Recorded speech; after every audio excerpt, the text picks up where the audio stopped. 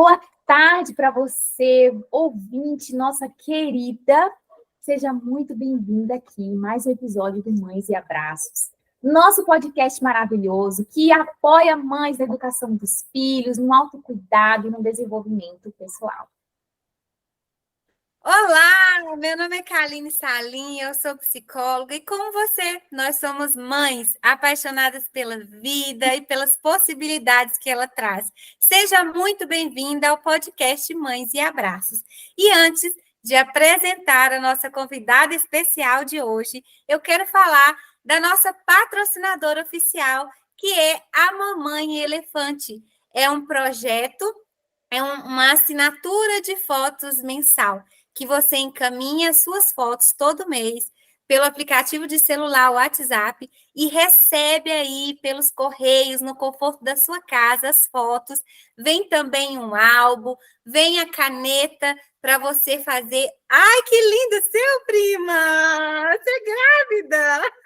Eu não coloquei eu nenhuma grávida ainda. Ai, que coisa mais linda, gente. A Daisy está mostrando as fotos dela. Ai, eu amei!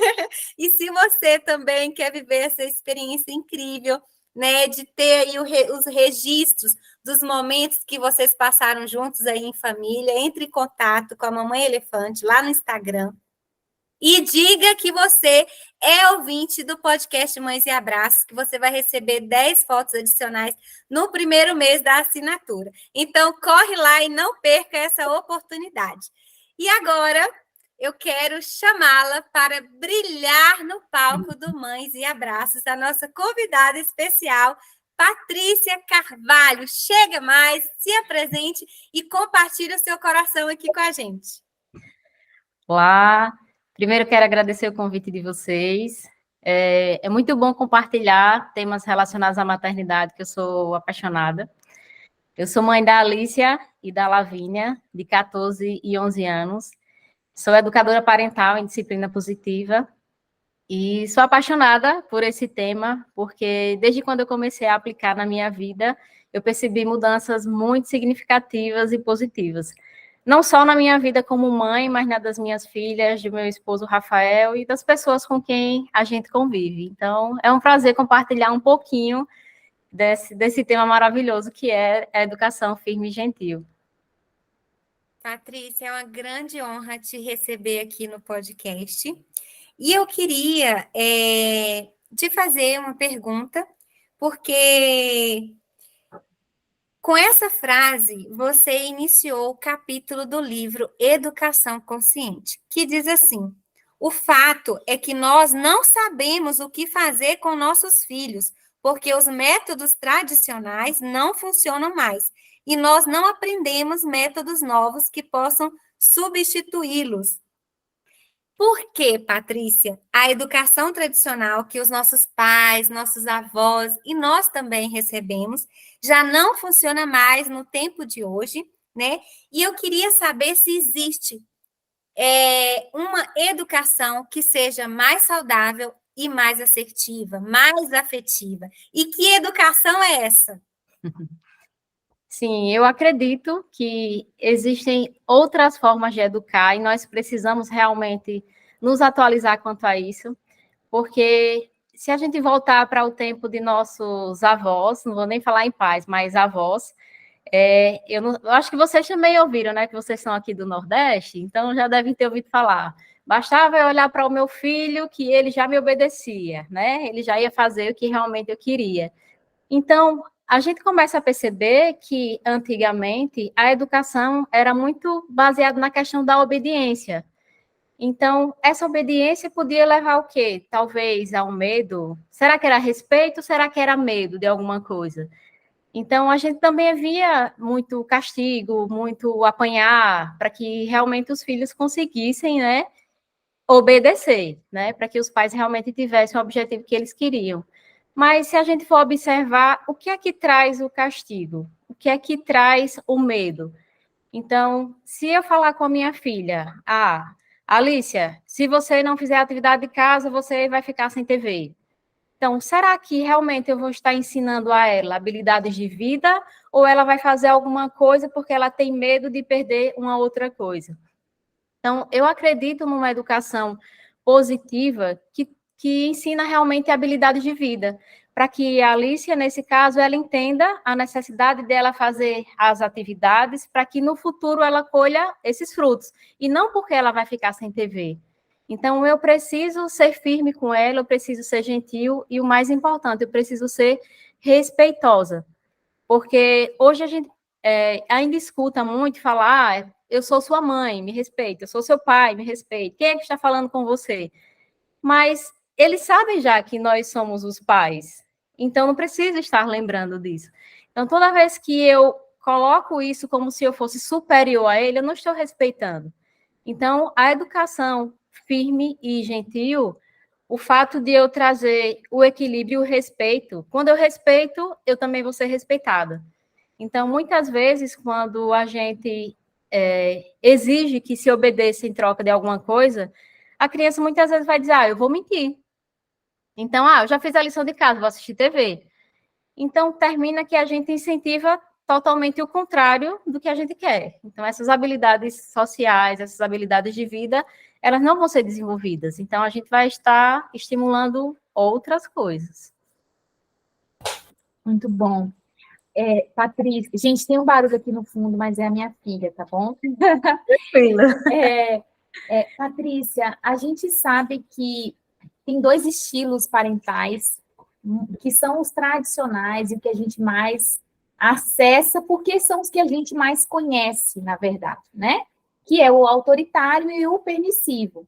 E tem muitos pais que buscam o caminho do meio, e eles acham que o que é esse caminho do meio, ou uma educação respeitosa? É pegar um pouquinho de cada estilo desse e aplicar no dia a dia.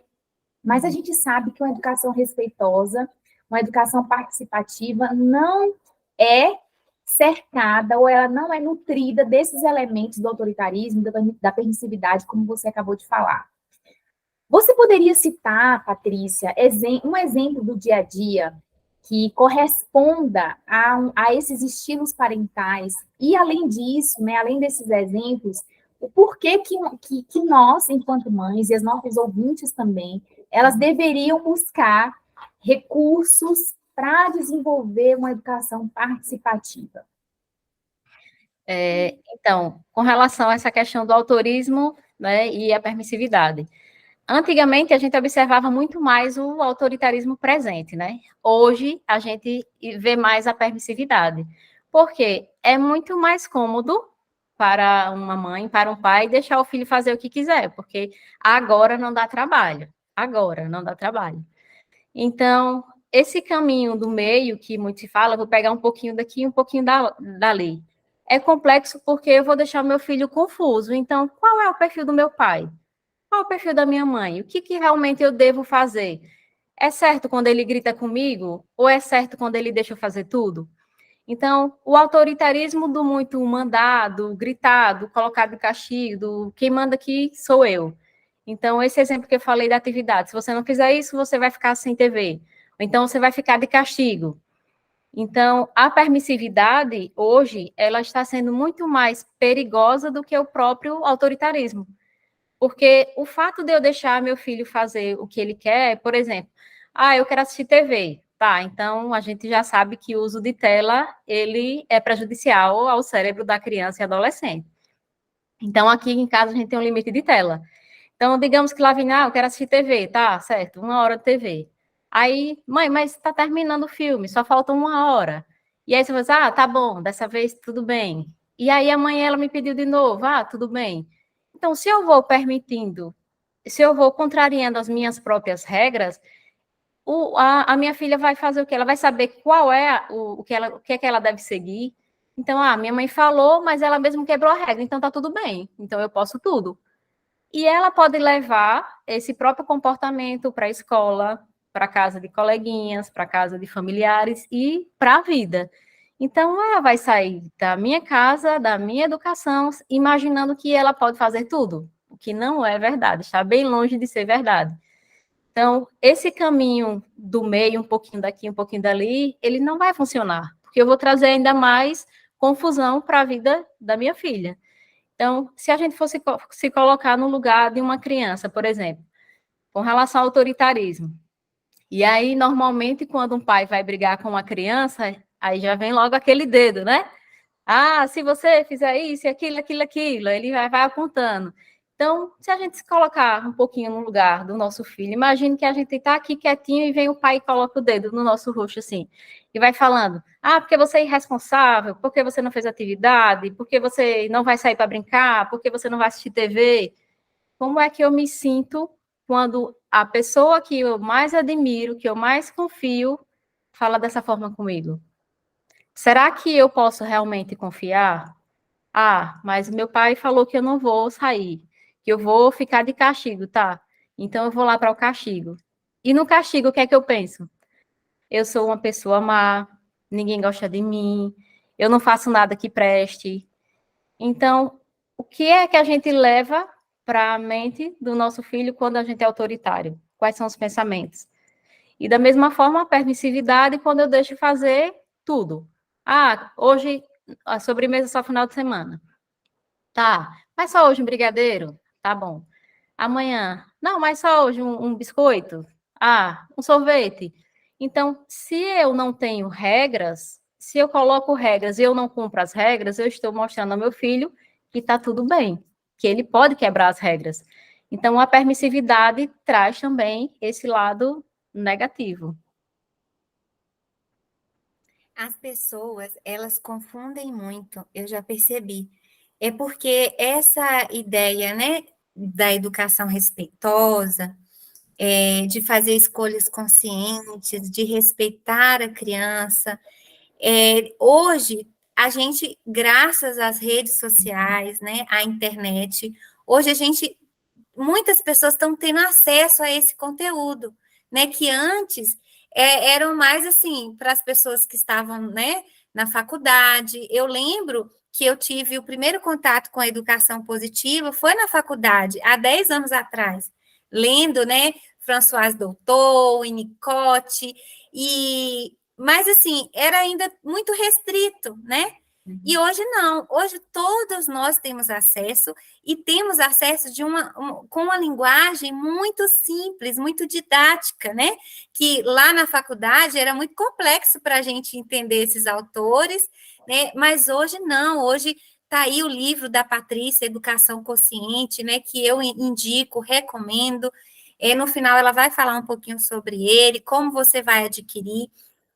Hoje tem muito conteúdo no Instagram, tem muito livro bom, tem muitos autores e autoras brasileiras, né, com obras maravilhosas sobre a educação respeitosa.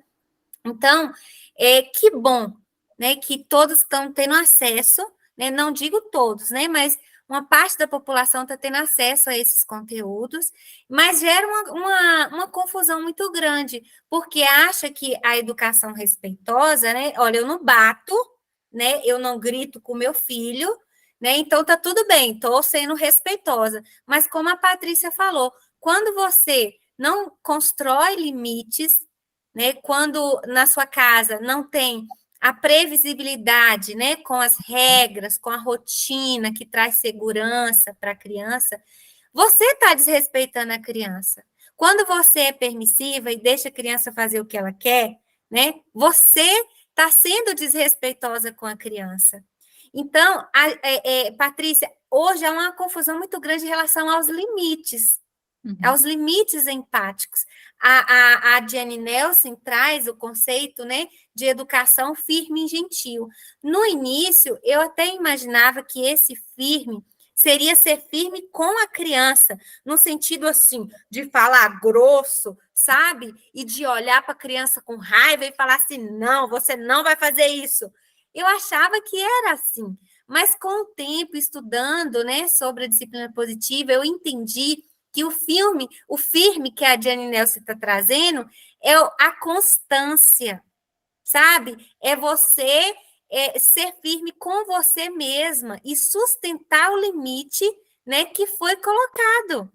Então, você não precisa gritar, você não precisa falar grosso, não precisa fechar a cara, né, para sustentar esses limites para a criança. Então, eu queria te perguntar se você acredita que hoje a maior dificuldade que os pais enfrentam na construção desses limites é uma falta de conhecimento, né, e de repertório, de como eu construo esses limites com a criança, né, e essa falta de constância desses pais, né, em não manter aquilo que foi colocado. Então, assim, a criança chorou, aí ela abre mão. Sim. Essa questão, realmente, eu vejo que é uma das mais delicadas, né, com relação ao limite, porque, como você falou, né, chorou, abre mão. Só que, no início, realmente, né, para a gente manter limites, é complicado, então não é fácil. Não é fácil a gente combinar e depois a gente voltar atrás. Então, eu gosto muito de fazer combinados, fazer acordos. E esses acordos, eles precisam ser feitos em um momento que estiver todos bem, com humor bem legal, de uma forma bem descontraída, criar realmente esses acordos. Porque não adianta eu criar acordo com a minha filha quando ela estiver estressada por algum motivo. Não vai sair nada legal.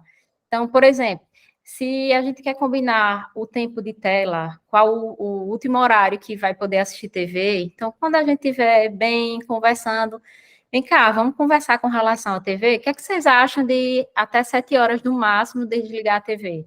Ah, mas é muito tarde, mas é muito cedo, é pouco tempo, tá? Então, o que é que você sugere? Então, o fato de eu perguntar não significa que eu estou abrindo mão, mas significa que eu estou respeitando o meu filho, a minha filha. Então, quando a gente faz esses acordos, é muito mais fácil de cumprir. Ah, mas eu fiz um acordo com meu filho e ele não cumpriu. Mas a tendência é que realmente no início não se cumpra. Porque a criança e o adolescente, eles vão querer as coisas mais fáceis. Né? Então, assim, é preciso que essa firmeza, né, que foi falado pela Kaline, venha muito da gente aqui, tá? Ah, mas hoje eu quero assistir até 8 horas. Tá, mas você lembra qual foi o nosso combinado? Então, eu não estou impondo regra nenhuma. Eu fiz um combinado, eu fiz um acordo e ela concordou. Então, em nenhum momento eu estou sendo desrespeitosa, eu estou lembrando algo que ela mesma disse que estava ok. E uma coisa que eu acho também muito importante é que a gente conheça como funciona, entre aspas, a criança e o adolescente. Então, como foi falado, tem muitos livros hoje, muito conteúdo legal na internet, que dá para a gente conhecer um pouquinho. Então, como é que funciona o cérebro da criança? O que é uma birra? Será que é realmente uma birra? Tá, mas a minha filha fez um show lá no supermercado porque queria um chocolate. Certo, mas antes de você ir ao supermercado, você combinou com ela que você não ia comprar nenhum doce? Então, a gente volta pela questão dos acordos, dos combinados. Quando eu combino antes, como diz aquele ditado, né? O que é combinado não sai caro. Então, esses acordos, eles conseguem trazer limites muito saudáveis e respeitosos entre a família. Patrícia, ouvindo você falar e vai me vendo assim alguns flashes, né, que acontecem aqui em casa.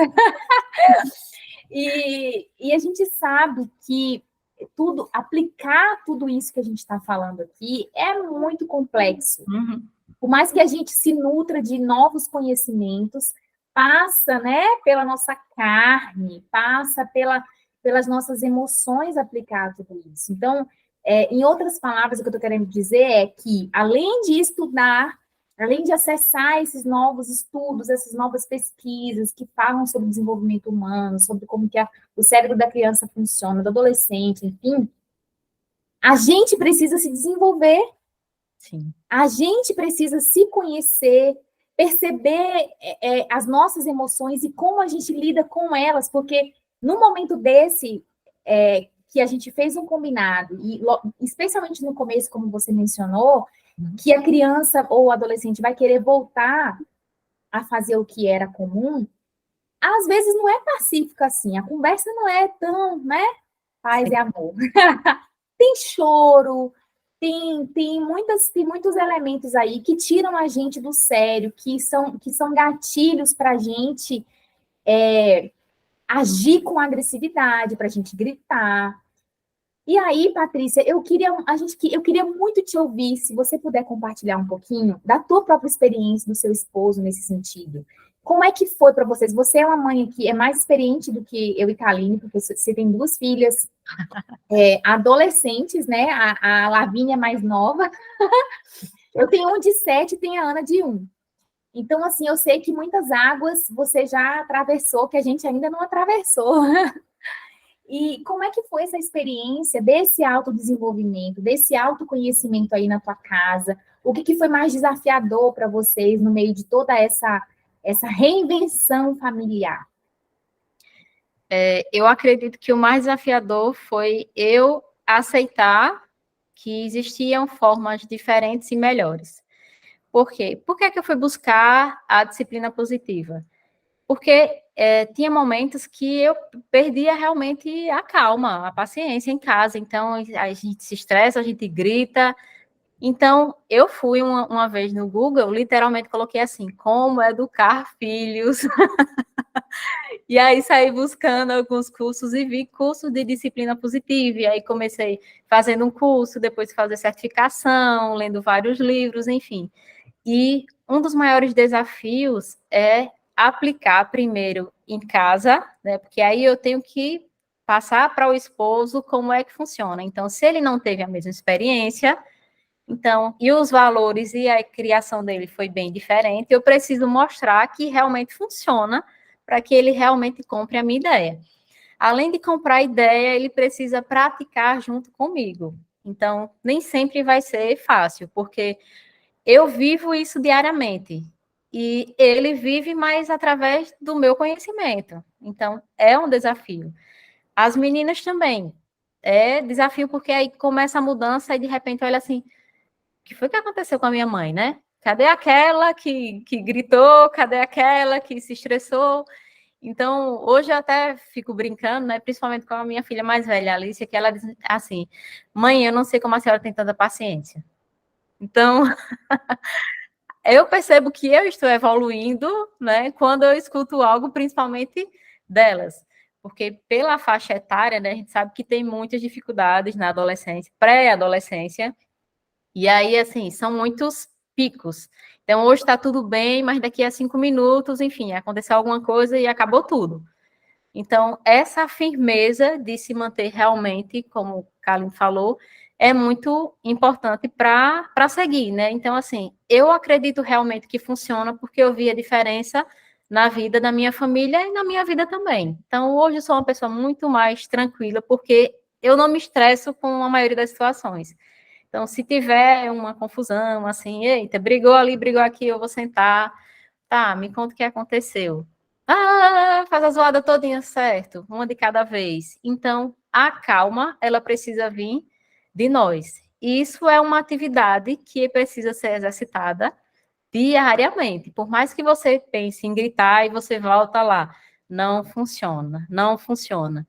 Então, o grito, ele vai silenciar a mensagem que você quer passar. Então, respire e fale para que as pessoas realmente possam te ouvir. Por aí. Hoje eu li uma frase também no livro Educação Consciente que diz assim: é sua calma que acalma o seu filho. Isso é lindo, né, gente? E é ciência, né?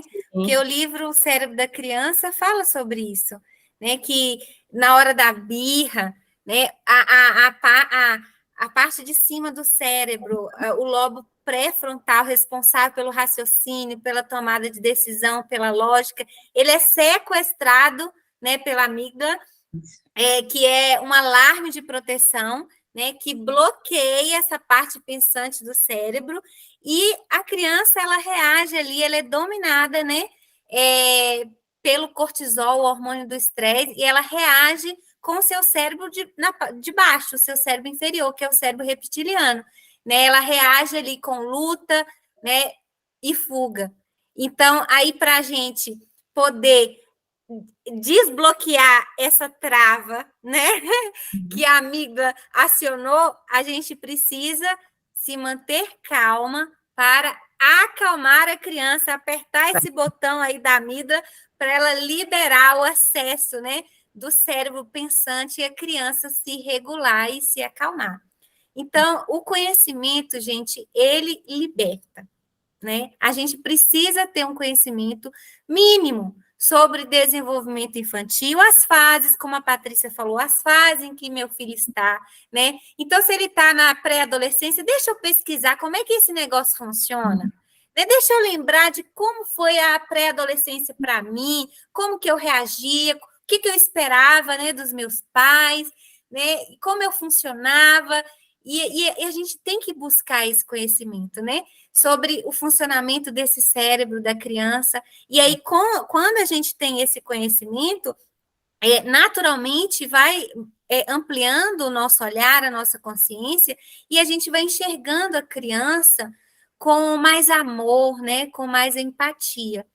E eu queria te fazer uma pergunta também, né? Bem pessoal, Patrícia, porque uma das perguntas que eu mais recebo, a primeira delas é como lidar com a birra, e a segunda é como convencer o meu marido, né, a educar com respeito.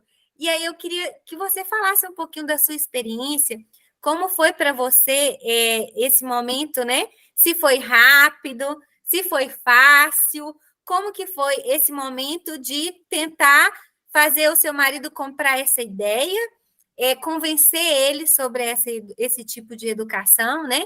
E fazer com que ele também começasse a tratar, né, as filhas de um modo diferente.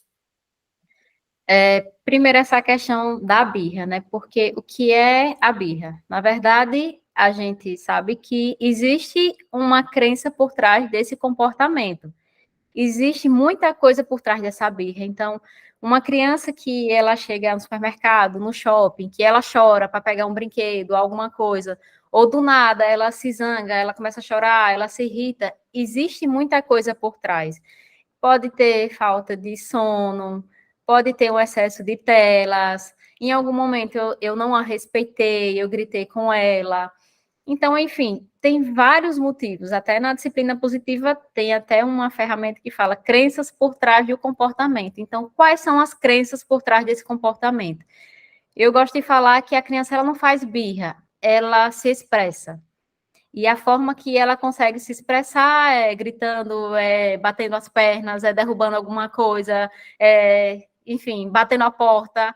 Então, a gente precisa entender o que é que está por trás desses comportamentos. E a melhor forma é conversar. Então, se é uma criança menor, baixa a altura da criança, olha nos olhos. Então, com isso, eu estou mostrando, ó, eu estou aqui para você, eu estou te escutando, o que é que você tem para me falar, o que é que você está sentindo, o que é que aconteceu. Eu tenho que transmitir essa empatia, tenho que dizer assim, eu me importo, eu quero saber o que aconteceu, o que é que eu posso fazer para lhe ajudar. Então, quando a gente abre esse espaço, fica muito mais fácil a gente entender. E muitas vezes eu percebo que, por exemplo, uma criança está no supermercado, aí chora, faz aquele escândalo, porque eu quero um chocolate, aí a mãe fica com vergonha de todo mundo que está lá e faz assim, tá, toma, leva logo. Então, assim, mas quando eu faço isso, o que é que eu estou incentivando? Que se eu chorar, eu vou conseguir o que eu quero. E a questão de colocar em prática, uma das maiores dificuldades é justamente o meio social. Porque as pessoas aplicam coisas bem diferentes do que o que a gente acredita que realmente deveria acontecer.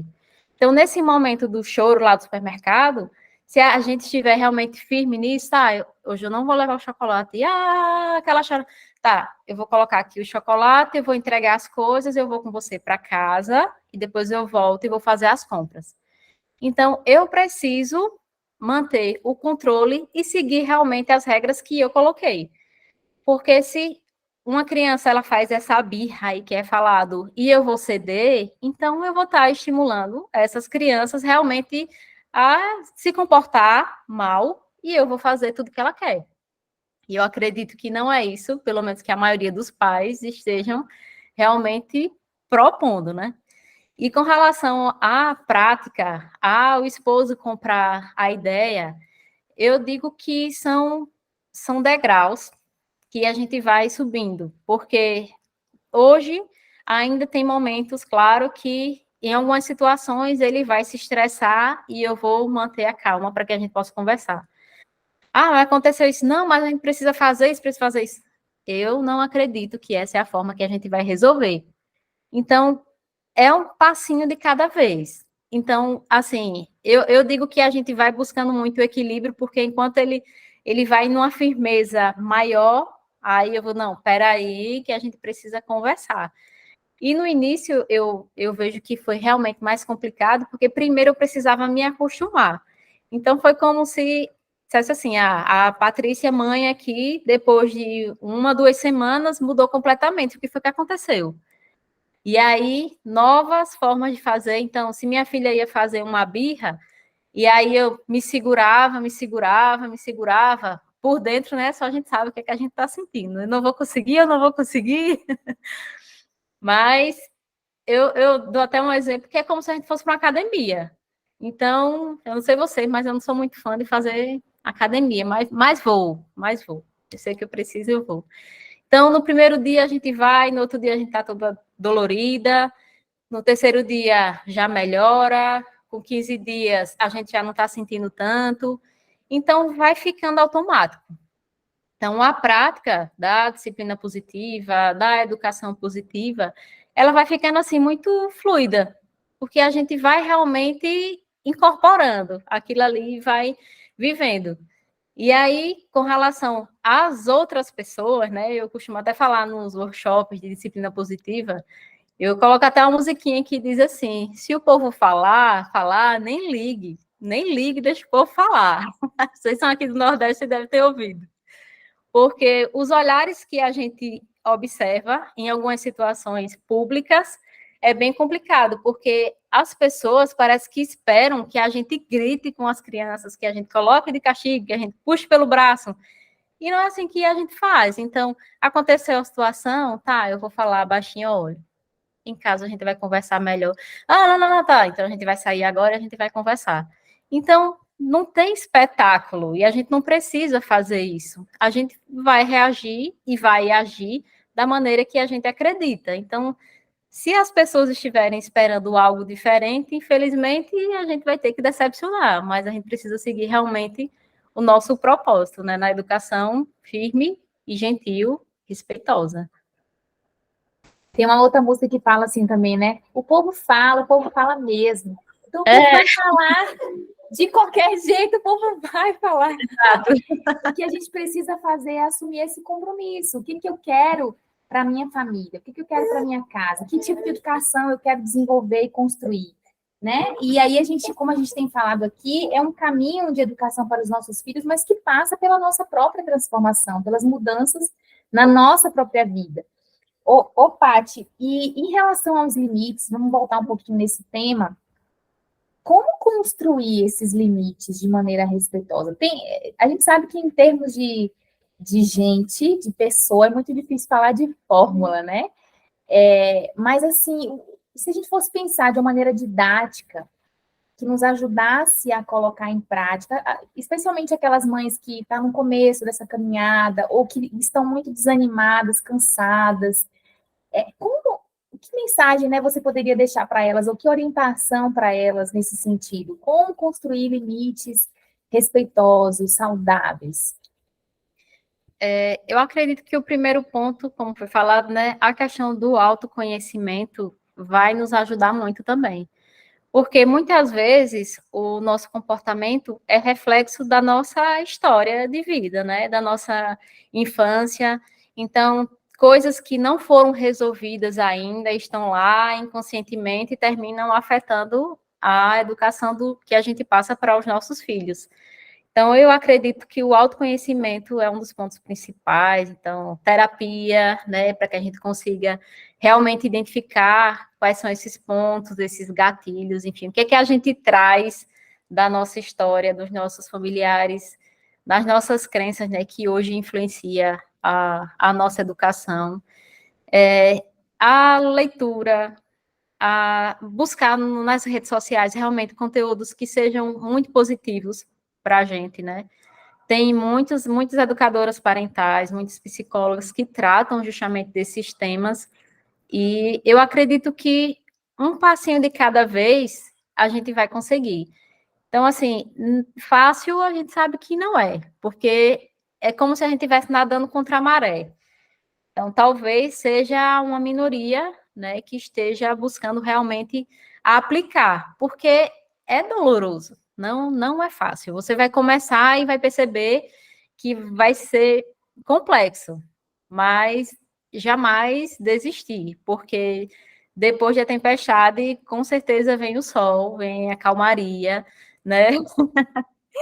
Fica muito mais leve, realmente.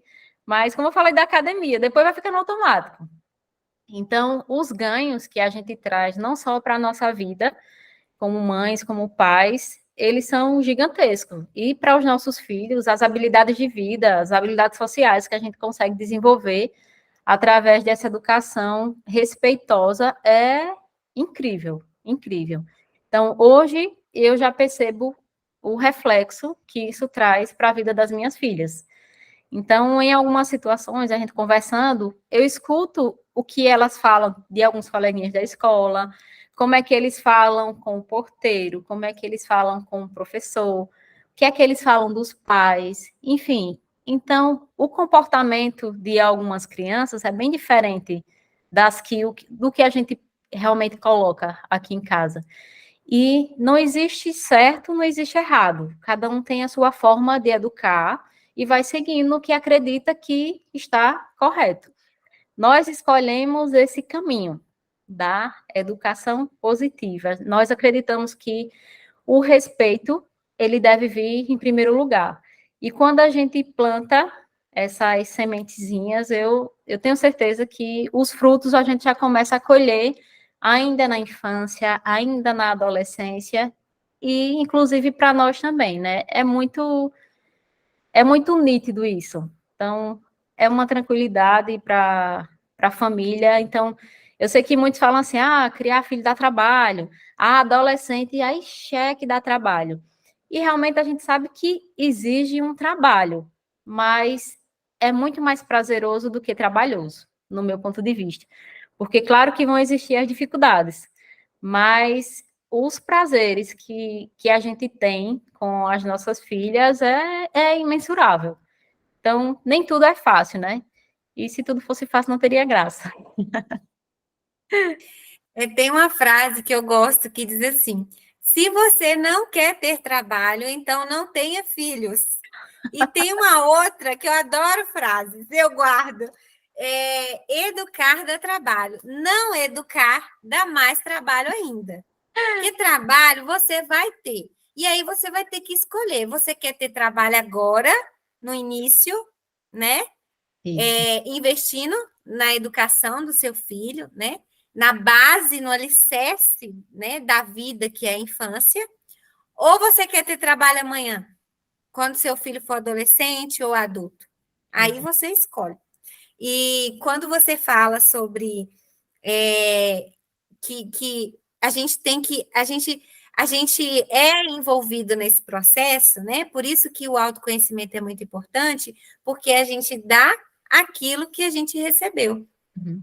Eu lembrei também da minha infância, porque, gente, eu não sei, assim, como que era para vocês, mas a minha mãe, ela veio de uma educação muito autoritária. A minha mãe é irmã da mãe da Daisy, né? Nós somos primas de primeiro grau. E aí era uma educação muito autoritária, em que não era permitido sentir e muito menos expressar as emoções. Então, a minha avó, ela veio assim da roça, mas a questão das emoções não era porque ela era uma pessoa analfabeta, não, né? É porque ela também não teve espaço, oportunidade para sentir e expressar as suas próprias emoções. Então, ela foi essa mãe muito repressora. E aí, minha mãe cresceu, né? Nossas mães cresceram nesse ambiente, também de muitas vulnerabilidades, né? E aí, eu lembro que quando eu era criança, a minha mãe, ela não suportava ouvir o meu choro. Então, eu percebi isso e eu falava assim, tá, então é só eu chorar que eu tenho tudo que eu preciso. E era desse jeito. E aí eu chorava, ela não aguentava ver o meu choro, ela não dava espaço, né, para eu sentir e nem comunicar as minhas emoções, então ela também reprimiu muito dessas emoções, porque ela reprimia as suas próprias emoções, né? Então, se ela não sabia lidar com as próprias emoções, ela não saberia lidar com as emoções da filha. E aí, eu chorava, ela me dava. E quando eu fui ficando adolescente, eu fui ficando craque nesse negócio. E aí, tudo eu conseguia com a minha mãe, através do choro. E aí, na adolescência, eu não chorava mais, mas eu tinha a persuasão, a insistência, que ela também não aguentava. Então, eu pedi uma vez, ela falava não. Aí eu falei, eu vou pedir a segunda, ela fala não. E aí, a terceira, ela já ia ficando com raiva. Na quarta, na quinta, ela não aguentava. Ela falava, vai, menina insuportável, faz o que você quiser. Não é de rir, não, gente, é de chorar. Mas, enfim, eu conseguia tudo através do choro, né? Porque a minha mãe, ela não conseguia manter essa constância, né? E manter, né, o limite. E aí, hoje, eu acho que um dos desafios que nós mais enfrentamos é essa construção desses limites, né, dentro de casa. Mas eu não estou falando de um limite autoritário, gente, que colocar limites, né, construir limites de forma autoritária é muito fácil, né, Patrícia? Sim. É só dar um grito, é só bater, é só colocar de castigo, chantagear, ameaçar. Assim é fácil. Eu quero ver construir limites empáticos, né, com respeito. Esse é o maior desafio. Então, para finalizar, né, esse nosso encontro tão especial, tão maravilhoso, eu queria te pedir que você deixasse uma mensagem para as mães que estão nos escutando, né, e que enfrentam esses desafios em casa. Você falou com relação a limites empáticos, e, assim, para fechar, é uma coisa que eu falo muito, né, nos treinamentos, justamente a importância do exemplo. Porque aquele ditado, faço o que eu digo, não faço o que eu faço, ele não vai funcionar. Então, nós como pais, nós somos os maiores exemplos para os nossos filhos. Então, se nós queremos que eles desenvolvam determinadas habilidades, se nós queremos que eles tenham comportamentos diferentes, nós precisamos ser espelhos para eles. Então, não adianta eu dizer, fale baixo se eu estou gritando com ele. Não adianta eu dizer, organize o seu quarto se ele vê o meu quarto uma bagunça. Não adianta eu dizer, tira o pé, você está num local, tira o pé daí se eu também não respeito esse local. Então, eu acredito que a base para tudo isso somos nós. Então, a partir do momento que nós realmente nos comportamos como nós esperamos que os nossos filhos se comportem, aí as coisas realmente vão fazer mais sentido. Então, só para fechar, que realmente as nossas atitudes, elas realmente estejam de acordo com o que a gente espera dos nossos filhos, porque começa conosco. Perfeito. O exemplo é a ferramenta mais poderosa na educação dos nossos filhos, né? Não adianta exigirmos das crianças aquilo que nós mesmos não fazemos. Então, é isso. Eu queria que você deixasse o seu contato para a gente, como é que o pessoal vai te encontrar, se você realiza atendimento online, como que funciona, e o livro, como que adquire, fala aí para a gente. O meu contato, né, eu vou passar aqui do Instagram, Patrícia Carvalho Oficial. Tem o site também dos treinamentos, www.positivetreinamentos.com.br. E com relação a atendimentos online, eu realizo, sim, workshops online para pais, para escolas, para adolescentes. E aí, quem entrar em contato, né, a gente pode combinar como fazer, enfim. Estava conversando no início com a Deise, né, que ela estava perguntando com relação ao Lego, que ela viu e ficou curiosa. Então, a metodologia Lego Serious Play é algo que eu incorporei para mim, então todos os treinamentos eu utilizo, porque a gente brinca sério, os adolescentes amam, e os pais também. E então, assim, eu diria que é um propósito, né? E vocês me ajudam a levar para frente esse propósito através desse episódio aqui do podcast. Parabenizar vocês, né, pela iniciativa. Temos muitos pais que precisam realmente disso, muitas informações, e eu acredito que é uma sementezinha que vai sendo plantada. Ah, esqueci. E o livro tem vários sites, na Amazon, na Americanas, pode ser encontrado em vários sites, Educação Consciente. Patrícia, muito, muito obrigada pela sua presença, pela sua disposição e por nos estar aqui, né, disponibilizando do seu coração, do seu tempo, para a gente ter essa conversa tão relevante, tão significativa. A gente sabe que é isso mesmo, a gente vai se juntando e cada beija-flor vai ali colocando seu pouquinho de água e contribuindo, né, para que cada vez mais a gente expanda o conhecimento a respeito dessa educação que a gente tanto quer que mais pessoas experimentem, sejam transformadas por ela, né? Então, muito obrigada por estar aqui mais uma vez, viu? Um abraço carinhoso e a gente se encontra aí nas redes. Obrigada, beijo. Prazer. Tchau, tchau. Um beijo, Patrícia. Muito, muito obrigada. Foi uma honra, foi um momento lindo e maravilhoso aqui com você. Gratidão. Eu que agradeço. Tchau, Tchau, tchau. tchau.